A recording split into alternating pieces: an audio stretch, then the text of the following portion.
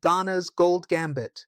Ban on foreigners aims to boost revenue and clean up the mining sector. Welcome to the Bold African Voice, where we bring you insightful analyses of pivotal events shaping our continent. I'm Abdul Karim Kargbo, born and raised in Africa. Today we explore Ghana's recent decision to ban foreign entities from its gold trading market, a move set to redefine the nation's economic and mining landscape. In a bold regulatory shift, the Ghanaian government has officially barred all foreign actors from participating in its local gold trading market. The move, announced by the newly established Ghana Gold Board, GoldBod, is part of sweeping reforms aimed at boosting national revenue, curbing illegal mining, stabilizing the Ghanaian cedi, and regaining control over the nation's rich but chaotic gold sector. Effective April 30th, 2025, all foreigners must exit Ghana's local gold trade, with only GoldBod permitted to buy, sell, and export gold from the artisanal and small-scale mining (ASM) sector. While foreigners can still apply to purchase gold from GoldBod directly, their participation in the domestic value chain has been completely revoked. The directive also includes a currency stipulation. All gold transactions must be conducted in Ghana cedis, and prices must follow Bank of Ghana rates. This radical reform is anchored in a new law passed by Parliament and assented to by President John Mahama on April 2, 2025. A critical analysis of Ghana's strategic ban. Ghana's strategy is as much economic as it is political. As Africa's leading gold producer and the sixth largest globally, the country's mineral wealth has paradoxically coincided with rising poverty, environmental degradation, and rampant illegal mining.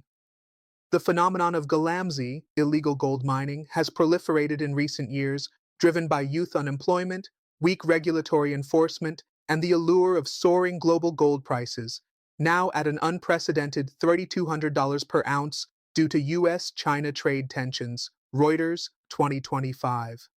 The exclusion of foreigners from local trading, particularly targeting Chinese nationals who dominate informal mining operations, marks a direct response to mounting public anger.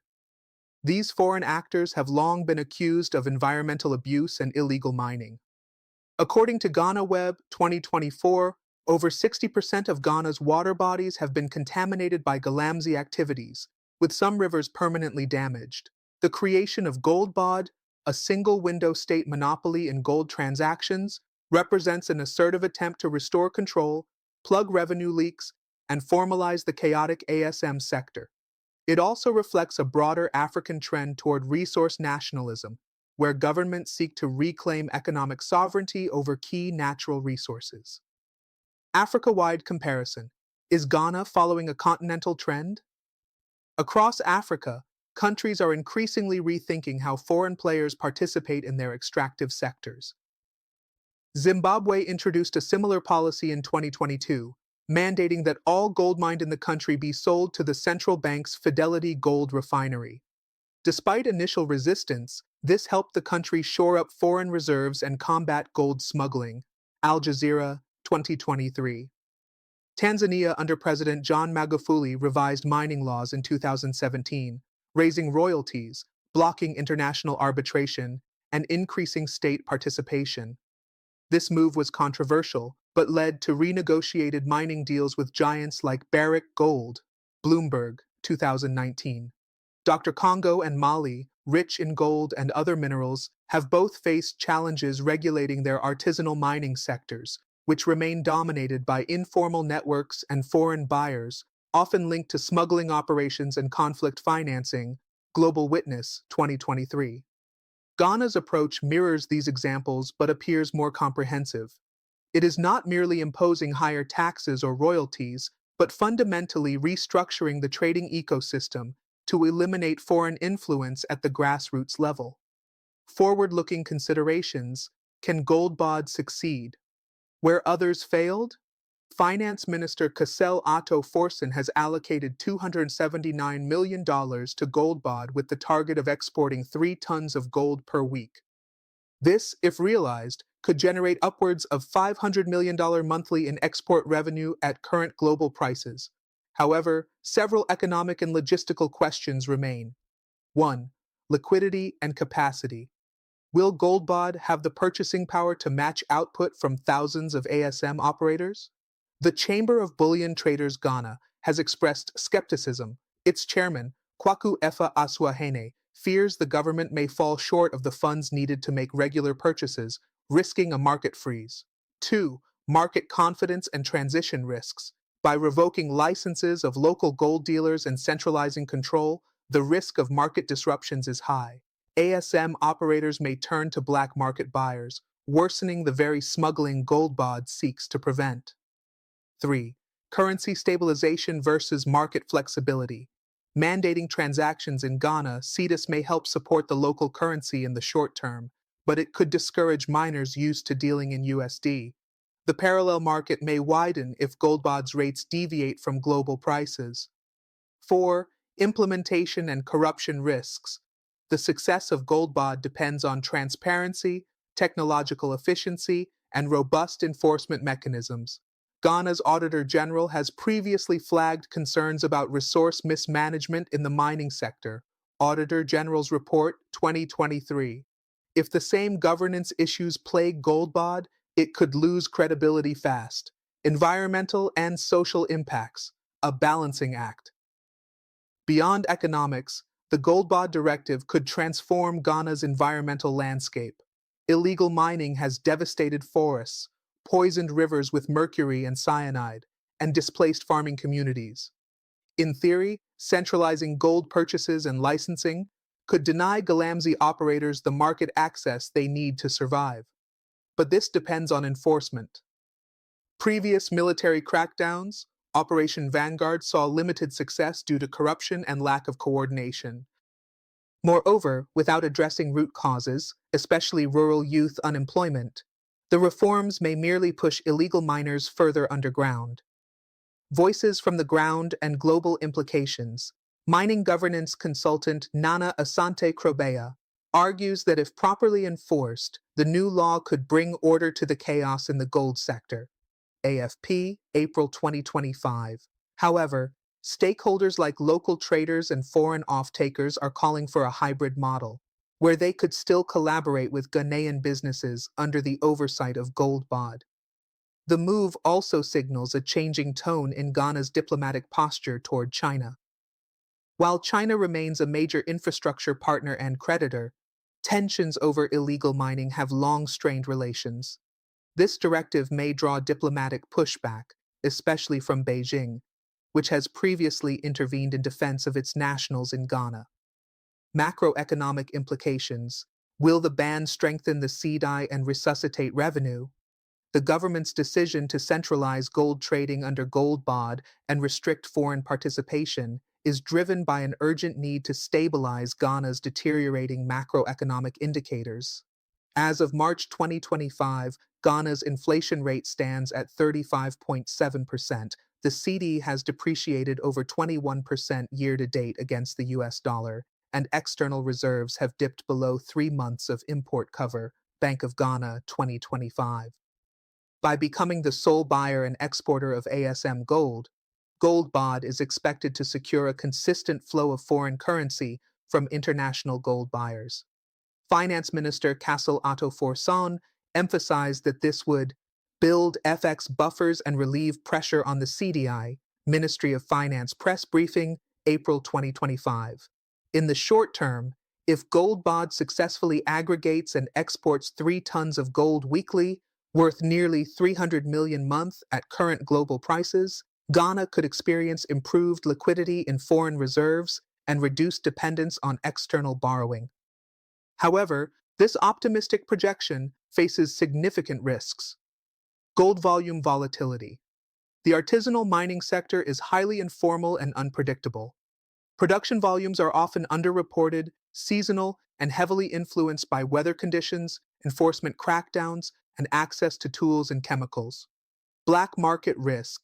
History suggests that when governments monopolize resource markets without adequate infrastructure and transparency, parallel markets emerge. If GoldBod fails to offer competitive prices or timely payments, miners may return to illegal buyers, ironically empowering the same informal networks the state seeks to dismantle. Investor confidence. International investors may interpret the ban as a signal of regulatory unpredictability. Ghana has historically attracted mining FDI because of its relatively stable legal environment. This new restriction could dampen enthusiasm unless the government demonstrates that GoldBod operates independently, transparently, and fairly. Ripple effects across West Africa. Will Ghana inspire or alarm its neighbors? Ghana's decision could reverberate across the West African sub-region. The Economic Community of West African States, ECOWAS, has long advocated for harmonized natural resource policies, yet implementation has lagged. Ghana's unilateral approach may now become a blueprint or a cautionary tale for others facing similar challenges. Burkina Faso, Africa's fourth-largest gold producer, has been grappling with gold smuggling funding jihadist insurgents. Authorities there might study Ghana's centralized model to choke off militant revenue streams. Mali, under military rule since 2021, has increasingly nationalized its mining operations and cracked down on Western mining firms. The Ghanaian model could bolster the junta's legitimacy if implemented successfully. Liberia and Sierra Leone, with burgeoning ASM sectors, lack robust state capacity to monitor gold flows. However, if Ghana demonstrates success, it could inspire these nations to invest in centralized trading platforms and digitized ASM value chains. At the same time, regional traders fear trade disruptions. Ghana has served as a hub for gold aggregation and export in West Africa. The exclusion of foreign traders, many of whom operate informally across borders, may reroute gold flows to less regulated markets, potentially encouraging smuggling across porous borders. Technological integration. Will GoldBod digitize or bureaucratize? A central question remains. Will GoldBod leverage technology to manage the ASM ecosystem effectively? Digitization could be a game changer. Blockchain traceability, digital wallets for ASM miners, and automated price updates linked to global spot markets would ensure transparency, reduce bribery risks, and build trust. Mobile money integration could speed up payments to miners, reducing the temptation to sell to cash-rich black market actors. Drone mapping and AI-assisted geological assessments could support production planning and environmental monitoring. However, early indicators suggest that GoldBod's rollout is facing logistical delays. Multiple reports from regional mining cooperatives in Ashanti and Western regions claim that there is inadequate infrastructure to weigh, store, and test gold accurately at collection centers.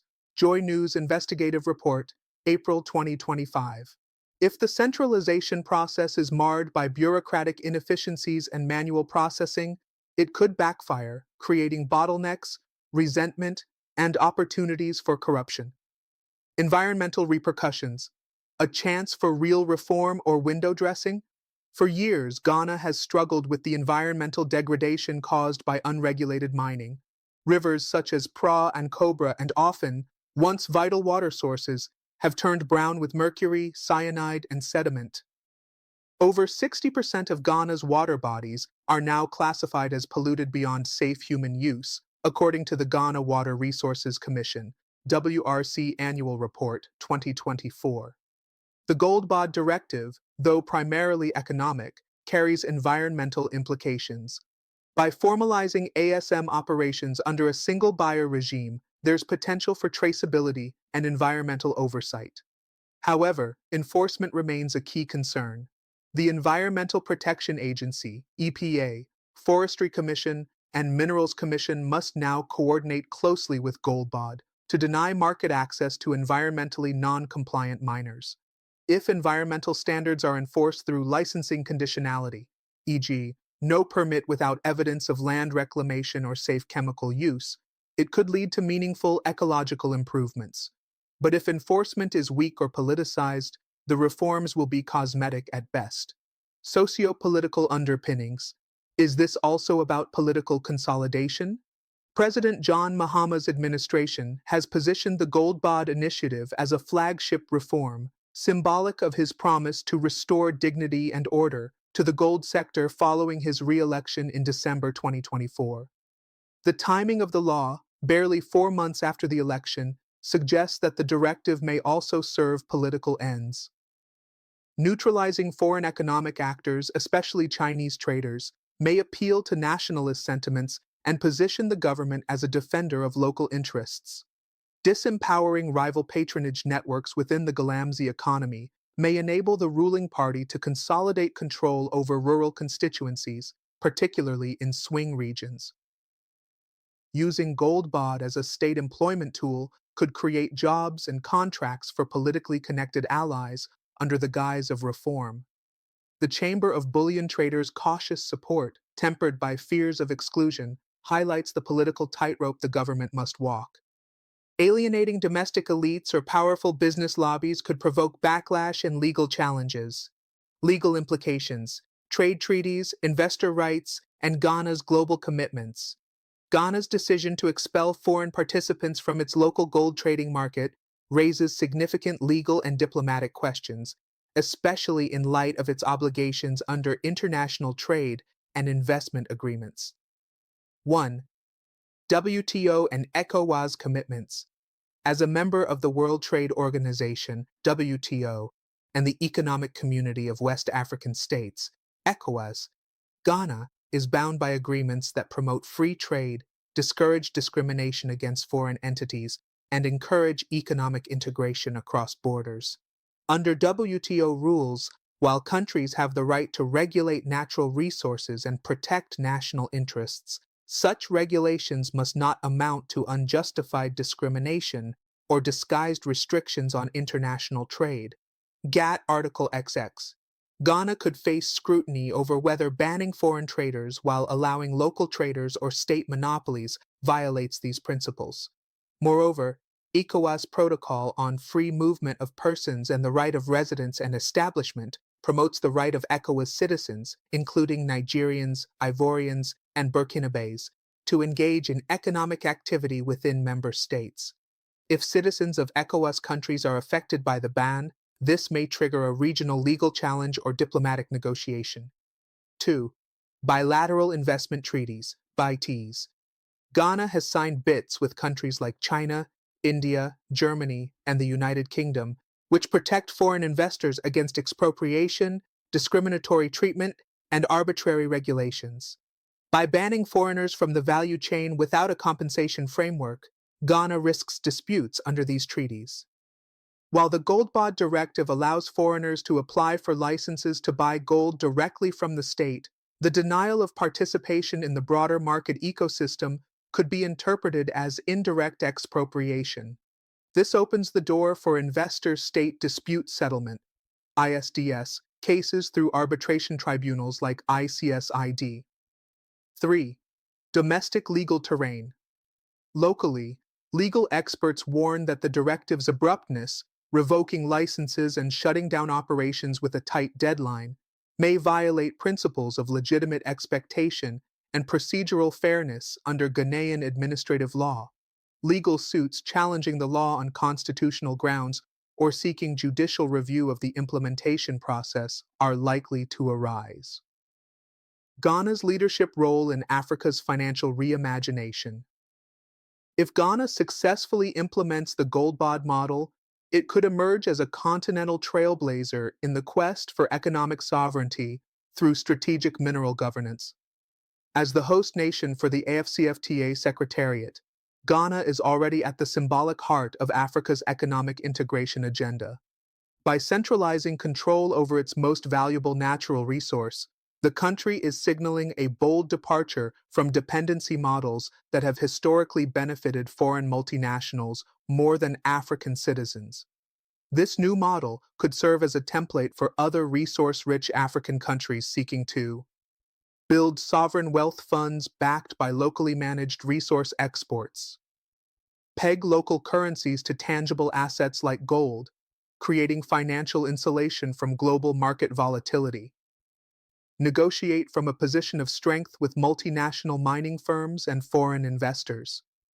Leading Pan-African economist Dr. Patrick Lumumba has hailed the initiative as a revival of Kwame Nkrumah's original vision, a Ghana that not only asserts control over its resources, but also empowers Africa to chart its own financial future. African Economic Review, April 2025. Still, caution is warranted. Previous attempts at regional monetary sovereignty, such as the eco-currency proposed by West African states, have faltered due to political disagreements, fiscal instability, and uneven readiness. For Ghana to catalyze a continental shift, it must demonstrate sustained success, transparent operations, and broad stakeholder inclusion in its gold governance regime. The rise of digital gold marketplaces in Africa, a missed opportunity or the next step. While Ghana's approach is rooted in state control, other African countries are increasingly turning to technology-driven platforms to manage artisanal mining and precious metals trading.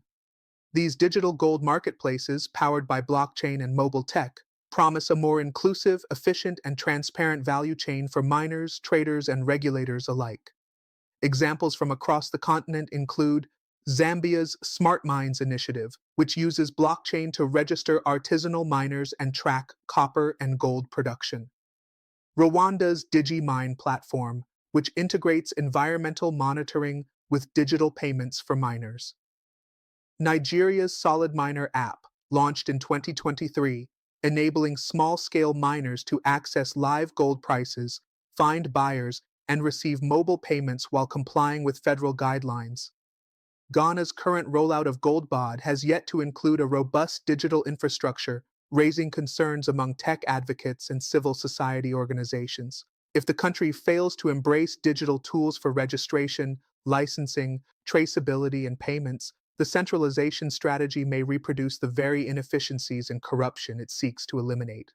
According to a report by Transparency International Ghana, March 2025, more than 65% of surveyed small-scale miners expressed concern that GoldBod's physical collection centers are already becoming gateways for bribes and delays due to outdated paper-based systems and unclear processes. To counter this, the government has hinted at partnerships with local fintech startups and blockchain developers to pilot a GoldBod digital portal, though a timeline has not been officially announced. Voices from the ground: how are small-scale miners and communities reacting? Perhaps the most important litmus test for the GoldBod reforms lies in the reaction of Ghana's small-scale mining communities, who represent the backbone of the country's gold output and whose livelihoods depend on timely access to fair markets. Field reports from Dunkwa on Often, Obuasi, and Bibiani suggest a mixed and evolving response. Positive views. Some miners welcome the new regime, saying it could finally offer predictable pricing, faster payments, and legal protection from harassment by security forces or middlemen. Skepticism and fear. Others fear exploitation under a government monopoly, price manipulation, and bureaucratic favoritism. Several miners said they had not yet received clear instructions on how to register or sell their gold to GoldBod. In a radio interview on ADAM FM, April 10, 2025, a miner from Tarkwa noted, "We want to sell legally, but if the GoldBod office is 5 hours away and they delay your payment, how will we survive? The black market pays on the spot." Women working in gold panning and processing, often at the lowest end of the ASM value chain, have also expressed concerns about exclusion and marginalization. Ghana's Women in Mining Association, WIMA, has called for dedicated support programs, financial access, and training workshops to ensure women miners are not left behind in the formalization process. Meanwhile, traditional authorities, who often act as gatekeepers to mining lands, are demanding a share of royalties and local development funds, fearing that state centralization could bypass customary land rights and community benefits. Community engagement and the role of traditional leaders, the missing link. As the GoldBod model unfolds, the role of traditional leaders and local governance structures is emerging as both a potential enabler and flashpoint in the new gold governance architecture. In many gold-producing regions, particularly in Ashanti, Western, and Bono East, chiefs and local councils have historically served as intermediaries between miners and the state, issuing customary leases and mediating disputes. However, the establishment of GoldBod bypasses much of this informal governance framework, leading to tensions between central authority and local power structures. Several paramount chiefs have publicly voiced their dissatisfaction over being excluded from the consultation process and expressed concern that the state's centralization effort could erode their traditional authority and cut off community development revenues. In an open letter published in the Daily Graphic, April 13, 2025, Nana Kwame Aduse, Omanhene of the Bekwai traditional area, warned, "We recognize the need to regulate mining, but we will not accept a model that takes gold from our lands without transparent benefit sharing. If our people don't see roads, schools, and clinics, this system will collapse under its own weight." This underscores a critical oversight. Without strong local buy-in, the enforcement of GoldBod regulations may face community resistance, illicit collaboration, and even sabotage. Analysts have suggested that the government urgently establish a GoldBod local development fund, dedicating a fixed percentage of gold revenues to community infrastructure, clean water initiatives, health services, and youth employment schemes in mining areas. Such a mechanism would help transform the sector into a catalyst for inclusive development rather than a tool of extractive centralization. Early sales under GoldBod, initial data, and emerging trends. Although the full-scale rollout of GoldBod is set for the end of April 2025, a pilot phase was launched quietly in early March in selected districts like Tarkwa, Obuasi, and Bibiani. According to preliminary figures from the Ministry of Lands and Natural Resources, Weekly Gold Report, April 12, 2025, approximately 218 kilograms of gold have been sold through GoldBod's temporary collection centers. The average payment delay to miners has been 3 working days, sparking complaints from cooperatives used to immediate cash transactions. Over 2,100 small-scale miners have submitted registration forms, though only 389 licenses have been processed so far, indicating potential administrative bottlenecks. The pricing regime, based on Daily Bank of Ghana spot rates and paid in Ghana cedis, has created a currency arbitrage dilemma for miners who prefer payments in USD to avoid inflationary erosion. Some miners have already begun demanding higher than market cedi equivalents to hedge against expected depreciation, while others are reportedly diverting gold to nearby Togo or Burkina Faso, where informal traders still operate freely.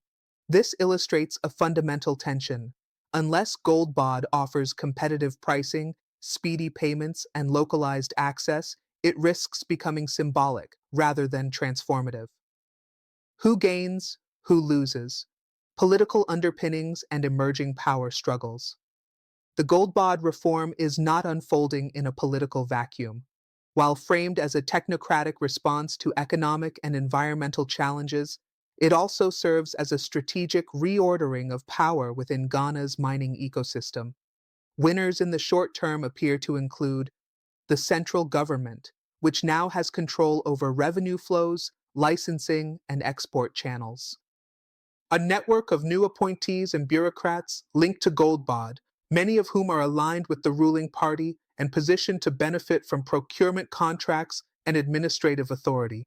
Large-scale mining companies, which are not affected by the reforms and may gain a regulatory halo by comparison to the now restricted ASM sector.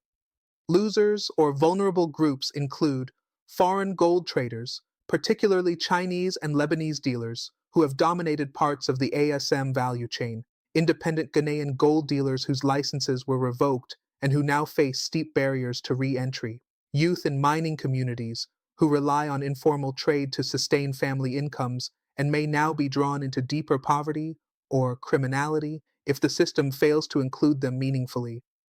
There is growing speculation that opposition parties and civil society organizations may leverage frustrations within mining communities to challenge the legitimacy of the reform. Already, small-scale miner unions in the western region have announced plans for a peaceful protest march in Sekondi Takoradi to demand transparency in GoldBod operations and inclusion in oversight committees. Comparative review. Centralized versus decentralized gold governance models. Globally, the global gold industry offers multiple case studies, some cautionary, others inspirational, that Ghana could learn from in navigating the balance between state control and market dynamism. 1. Venezuela adopted a centralized model in 2011 through its state-run company, Minervan. The attempt to nationalize gold trade collapsed under corruption, mismanagement, and hyperinflation. Today, much of Venezuela's gold flows through illegal networks linked to organized crime. 2. Bolivia operates a hybrid model where cooperatives sell to both private firms and the state under regulated frameworks. While this has supported social cohesion in mining areas, enforcement challenges persist. 3. Switzerland, the global hub for gold refining, uses strict import traceability laws. Companies must prove the ethical origin of imported gold, driving higher environmental and human rights standards in supplier countries. 4. Ethiopia recently launched the Gold Bank Initiative, where registered miners deposit gold with state-run banks in exchange for mobile cash and tax benefits. Though nascent, early results show promise for digitization and formalization. These examples reinforce the idea that centralization alone is not a silver bullet. Success hinges on institutional integrity, stakeholder participation, technology adoption, and a clear value proposition for miners and traders. Scaling GoldBod nationally, infrastructure, accessibility, and equity. One of the most pressing challenges facing the Ghana Gold Board, GoldBod, is the logistical scale-up necessary to serve thousands of miners spread across dozens of mining districts. As of mid-April 2025, only a handful of pilot trading centers have been established, primarily in relatively accessible urban-adjacent areas such as Tarkwa, Obuasi, and Dunkwa-on-Ofin.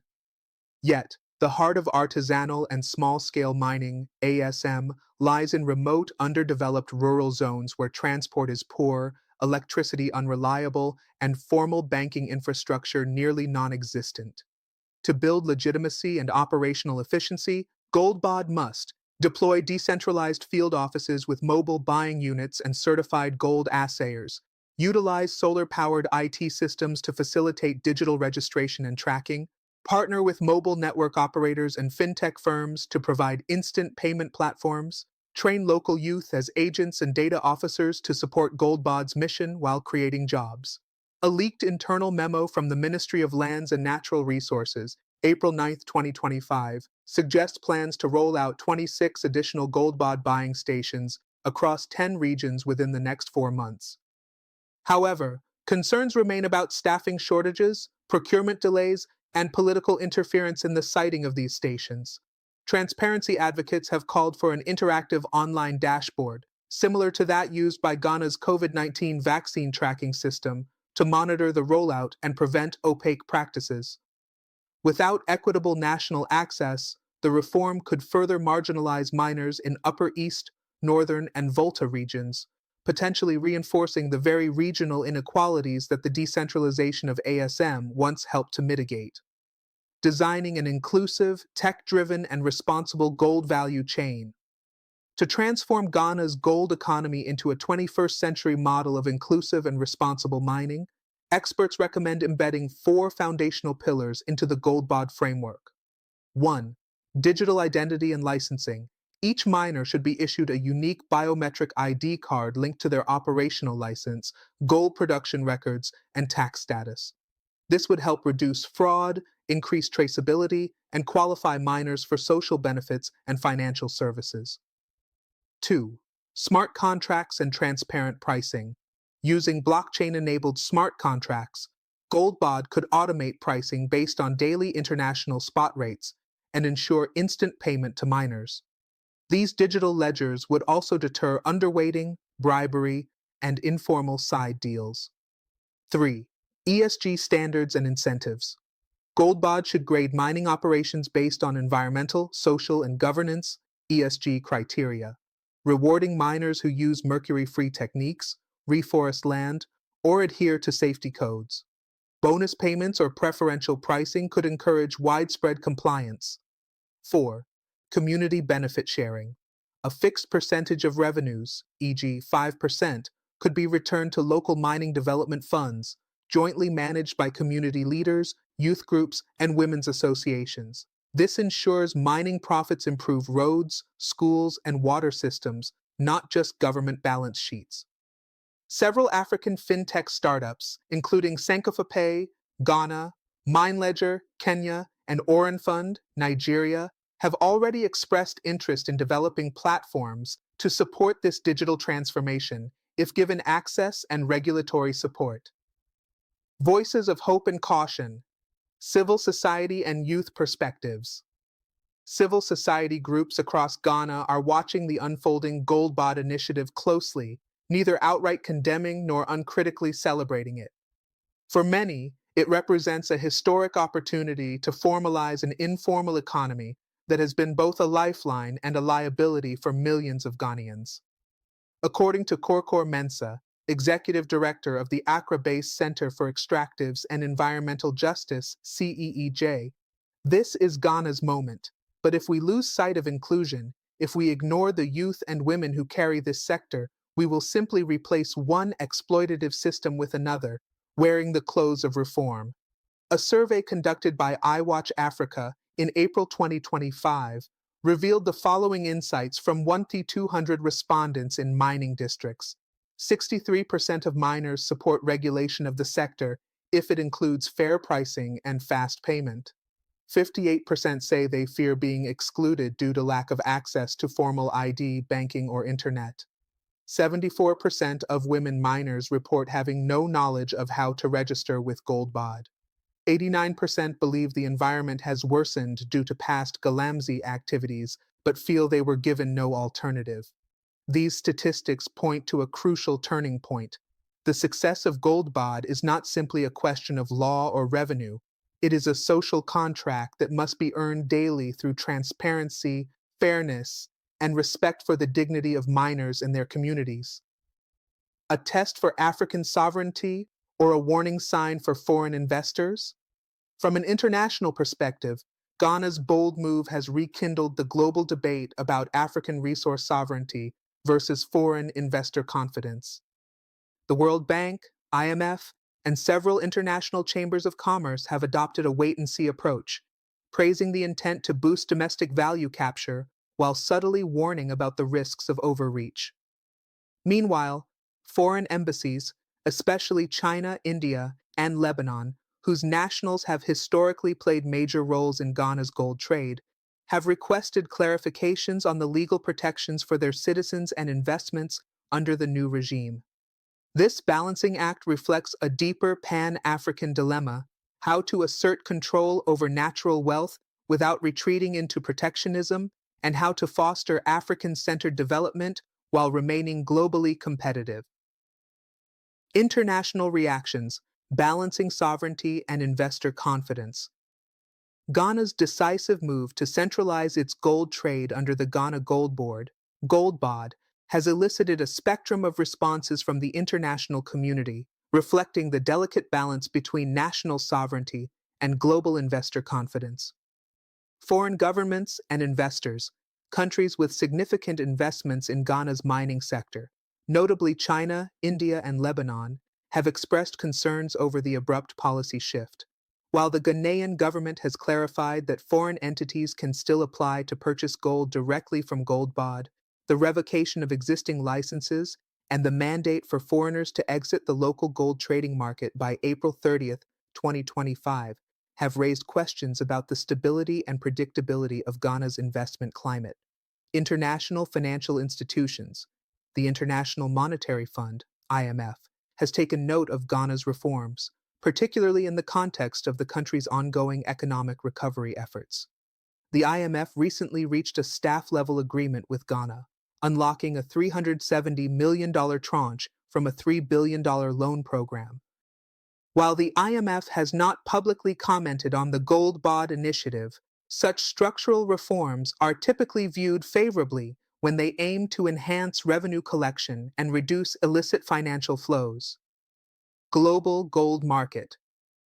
Analysts are closely monitoring the potential impact of Ghana's policy on global gold supply chains.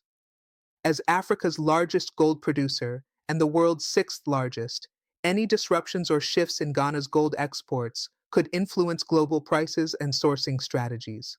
The centralization under GoldBod aims to curb smuggling and ensure that gold exports are properly accounted for, which could, in turn, affect supply dynamics. Regional implications: a model for West Africa? Ghana's approach to reforming its gold sector may serve as a blueprint for neighboring countries grappling with similar challenges. Burkina Faso and Mali, both countries have significant artisanal and small-scale mining (ASM) activities and face issues related to illegal mining and smuggling. Observers suggest that Ghana's model could inspire similar reforms aimed at centralizing gold trade to enhance revenue and regulatory oversight. Assessing GoldBod's early performance, revenue, compliance, and market dynamics. As Ghana's GoldBod initiative approaches its full implementation on May 1, 2025, stakeholders are closely monitoring its initial performance metrics to gauge its effectiveness in reshaping the country's gold sector. Revenue generation and foreign exchange reserves. In 2024, Ghana's gold exports surged by 53.2% to $11.64 billion, with nearly $5 billion attributed to legal small-scale mining operations. The centralization of gold trading under GoldBod aims to capture a larger share of this revenue, enhancing the country's foreign exchange reserves and stabilizing the Ghanaian cedi. Finance Minister Dr. Cassiel Atto Forson emphasized that GoldBod's operations are expected to culminate into building the needed reserves to enhance our forex and, by extension, deal with gold smuggling, compliance, and enforcement. GoldBod has mandated that all previous licenses issued by the Precious Minerals Marketing Company, PMMC, are invalid as of April 30, 2025. From May 1st, only entities licensed by GoldBod will be permitted to buy, sell, assay, or export gold from artisanal and small-scale miners. Non-compliance will result in criminal charges, signaling the government's commitment to enforcing the new regulations. Market dynamics and stakeholder reactions. The exclusion of foreign traders from the local gold market has prompted mixed reactions. While some stakeholders view the move as a necessary step toward curbing illegal mining and increasing national revenue, others express concerns about potential disruptions to the gold supply chain and the possible emergence of black market activities. Foreign entities are still allowed to apply to purchase gold directly from GoldBod, providing a controlled avenue for international participation. Infrastructure and capacity building. To facilitate the transition, GoldBod is expected to establish regional offices and deploy mobile units to ensure accessibility for miners across the country. The success of these efforts will depend on the agency's ability to efficiently process licenses, conduct assays, and manage logistics in both urban and remote mining areas. Regional implications. Ghana's influence on West African gold governance. Ghana's bold reforms in its gold sector may set a precedent for neighboring countries grappling with similar challenges. Burkina Faso and Mali. Both countries have significant artisanal and small-scale mining activities and face issues related to illegal mining and smuggling. Ghana's model could inspire similar reforms aimed at centralizing gold trade to enhance revenue and regulatory oversight. ECOWAS considerations. As a member of the Economic Community of West African States, ECOWAS, Ghana's policy shift may prompt discussions on harmonizing mining regulations across the region. The move aligns with broader efforts to formalize the ASM sector and integrate it into national economies. Environmental considerations. Addressing the impact of illegal mining. Ghana's initiative to centralize gold trading under the Ghana Gold Board, GoldBod, is also a strategic move to combat the environmental degradation caused by illegal mining activities, commonly referred to as galamsey. These unregulated operations have led to significant deforestation, water pollution, and soil erosion, adversely affecting agriculture and biodiversity. The government's efforts to curb galamsey are crucial for preserving the country's natural resources and ensuring sustainable development. By consolidating gold trading through GoldBod, the authorities aim to monitor and regulate mining activities more effectively, thereby reducing environmental harm. Community engagement and livelihoods, ensuring inclusive development. As the GoldBod framework takes effect, it's imperative to consider the livelihoods of communities dependent on small-scale mining. The sector provides employment for a significant portion of the population, and abrupt changes could disrupt local economies.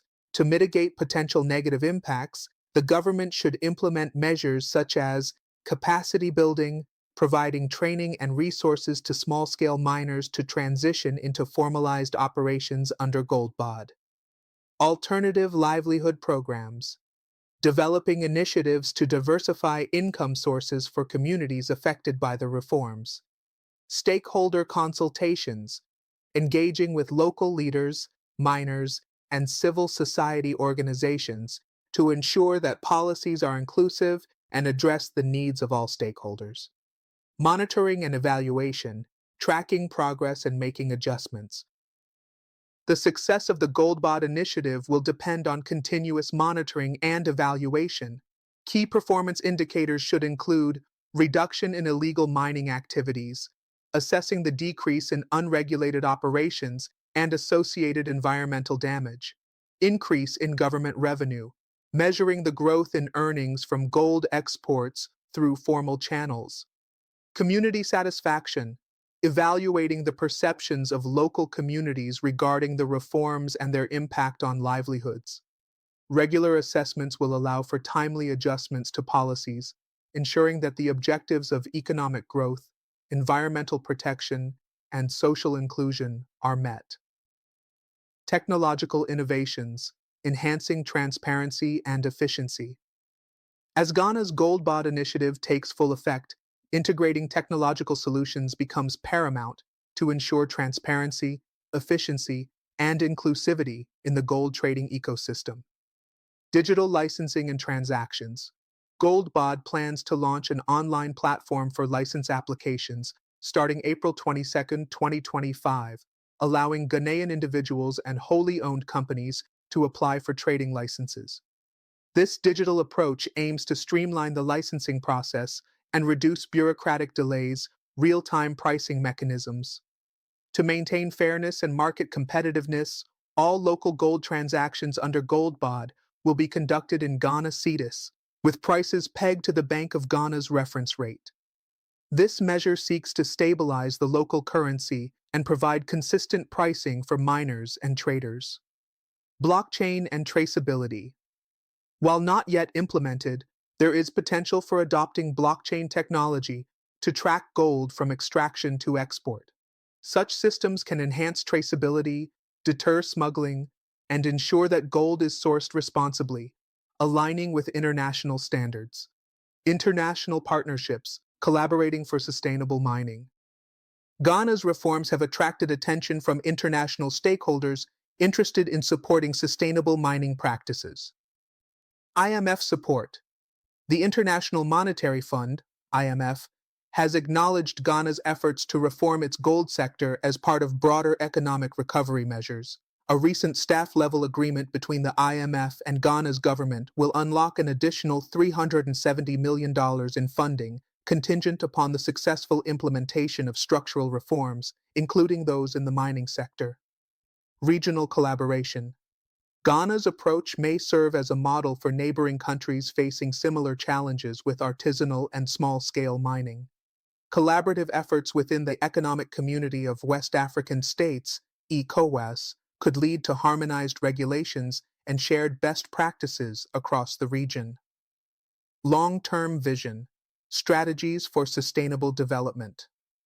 Looking ahead, Ghana's GoldBod initiative should consider the following strategies to ensure long-term sustainability and inclusivity. Community engagement, involving local communities in decision-making processes to ensure that reforms address their needs and concerns. Environmental protection, implementing stringent environmental regulations to mitigate the impact of mining activities on ecosystems and agriculture. Economic diversification, developing alternative livelihood programs to reduce dependency on mining and promote economic resilience. Capacity building, providing training and resources to small-scale miners to facilitate their transition into the formal economy. Environmental and agricultural impacts, the cocoa-gold nexus. Ghana's dual identity as a top global producer of both gold and cocoa presents unique challenges, particularly as illegal mining activities encroach upon agricultural lands. The surge in gold prices, recently surpassing $3,200 per ounce, has intensified illegal mining, leading to the destruction of cocoa farmland and threatening the livelihoods of cocoa farmers. Environmental degradation from unregulated mining not only affects cocoa production, but also contaminates water sources and depletes soil fertility. Addressing these issues requires a holistic approach that balances economic gains from gold with the preservation of agricultural sectors and environmental sustainability. Community engagement and livelihood diversification. The success of the Ghana GoldBod initiative hinges on meaningful engagement with local communities, particularly those reliant on artisanal and small-scale mining, ASM, for their livelihoods. To mitigate potential socio-economic disruptions, the government should consider alternative livelihood programs, developing initiatives that provide training and resources for communities to engage in sustainable agriculture, agroforestry, or other income-generating activities. Community development funds, allocating a portion of gold revenues to fund infrastructure projects, education, and healthcare services in mining communities. Participatory governance, involving community representatives in decision-making processes related to mining activities and resource management. Such measures can foster trust, ensure equitable distribution of mining benefits, and promote long-term socioeconomic development. Monitoring and evaluation, ensuring accountability. To assess the effectiveness of GoldBod and related reforms, the government should establish robust monitoring and evaluation frameworks that track reduction in illegal mining activities, measuring decreases in unregulated mining operations and associated environmental damage, revenue generation, evaluating increases in government earnings from gold exports and their allocation to public services.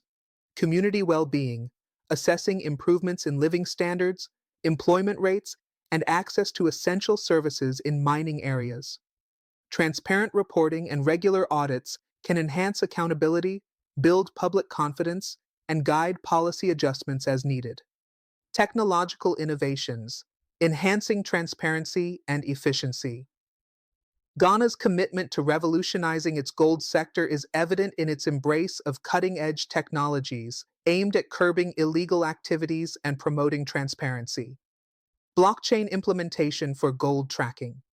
To combat the estimated $2 billion lost annually to gold smuggling, Ghana has initiated a blockchain-based system to monitor gold production and transactions. This system assigns unique digital codes to each batch of gold, recording every transaction from extraction to export on an immutable ledger. Early pilot projects have demonstrated the potential of this technology to enhance traceability and reduce illicit activities in the gold supply chain. Digital licensing and real-time pricing. The Ghana GoldBod, is set to launch an online platform for license applications, streamlining the process for Ghanaian individuals and companies to engage in gold trading. Additionally, all local gold transactions will be conducted in Ghana cedis, with prices pegged to the Bank of Ghana's reference rate, ensuring consistency and fairness in the market. Integration of geospatial technologies. Beyond blockchain, Ghana is leveraging geospatial technologies, including drones and satellite imagery, to monitor mining activities and enforce regulations.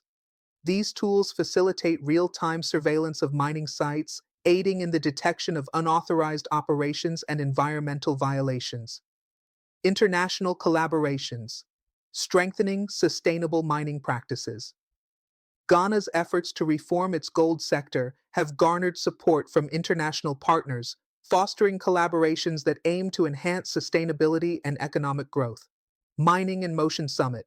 Scheduled for June 2 through 4, 2025, the Mining in Motion Summit in Accra will convene stakeholders from across the globe to discuss responsible mining practices and the formalization of artisanal and small-scale mining, ASGM. Organized by the Ashanti Green Initiative in partnership with entities like the World Bank and the World Gold Council, the summit underscores Ghana's leadership in promoting sustainable mining.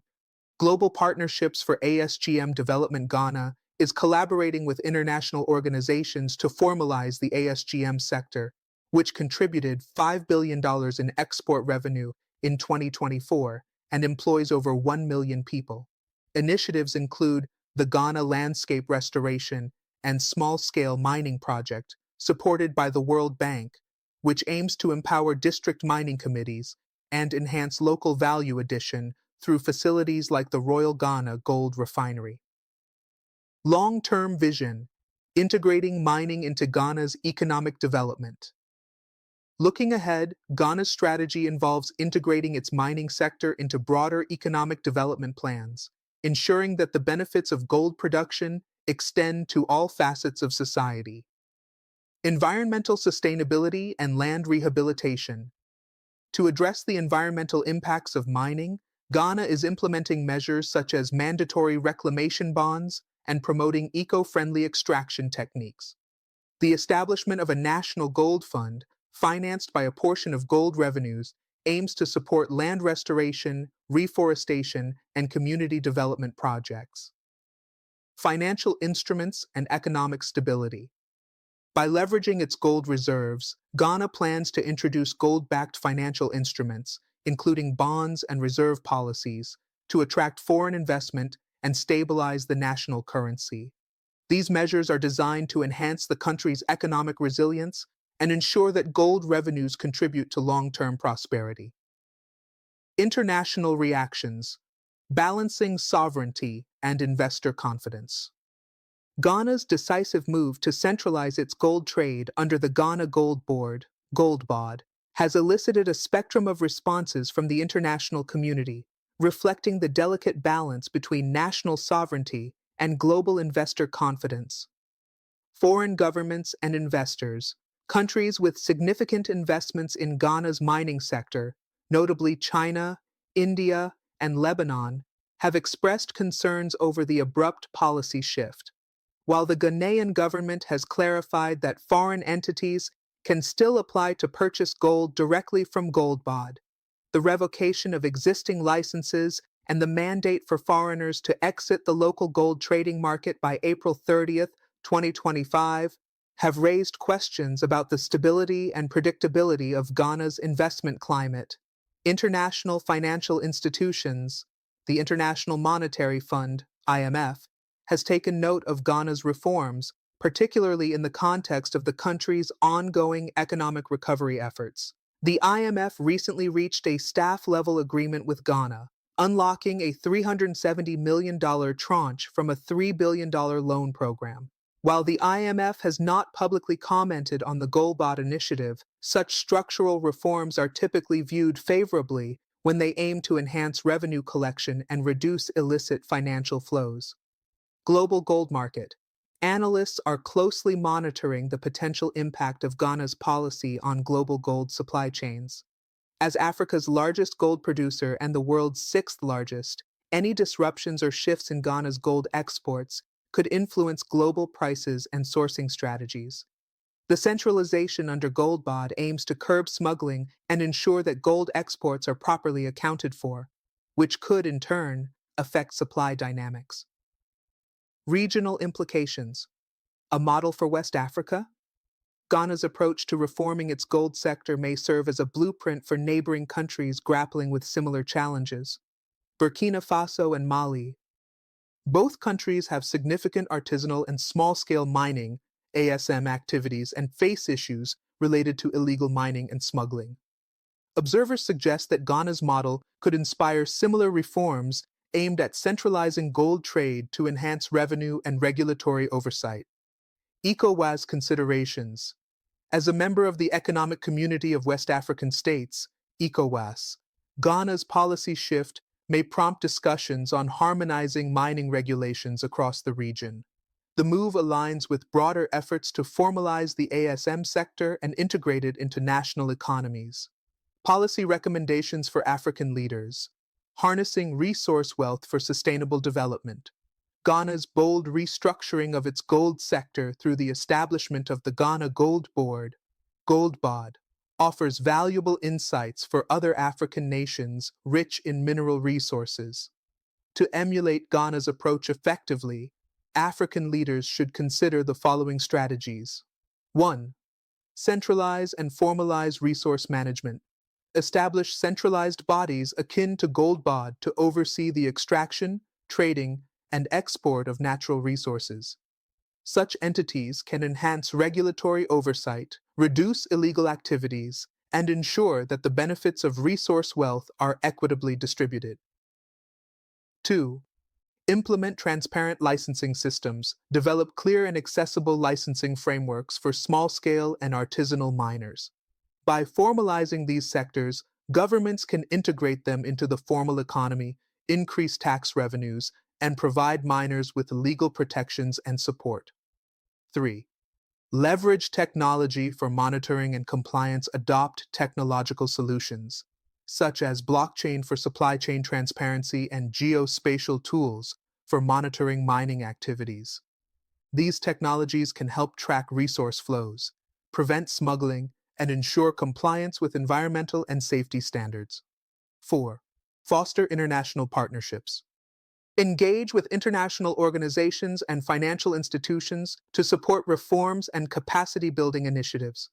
Collaborations can provide technical assistance, funding, and best practices to strengthen governance in the resource sector. 5. Prioritize environmental sustainability. Implement stringent environmental regulations to mitigate the ecological impact of mining activities. Invest in land reclamation projects and enforce penalties for environmental violations to preserve ecosystems and biodiversity. 6. Promote economic diversification. Use revenues from resource exports to invest in other sectors such as agriculture, manufacturing, and services. Diversifying the economy reduces dependence on a single commodity and enhances resilience to market fluctuations. Key takeaways from Ghana's gold sector. Reforms. Ghana's recent policy shift to ban foreigners from trading in its local gold market and the establishment of GoldBod marks significant steps toward enhancing national revenue, curbing illegal mining, and promoting sustainable development. By centralizing gold trading, enforcing licensing requirements, and leveraging technology, Ghana aims to formalize its artisanal and small-scale mining sector and ensure that the benefits of its mineral wealth contribute to broader economic growth. For other African nations, Ghana's experience underscores the importance of strong governance, transparent regulatory frameworks, and strategic investments in technology and human capital. By adopting similar reforms, African countries can better manage their natural resources, foster sustainable development, and improve the livelihoods of their citizens. Thank you for watching The Bold African Voice, BAV. We value your thoughts. Please share your perspectives on Ghana's gold trade reforms in the comments below. Don't forget to like, subscribe, and hit the notification bell to stay updated on transformative developments across Africa. Until next time, let's continue to champion the bold narratives of our continent.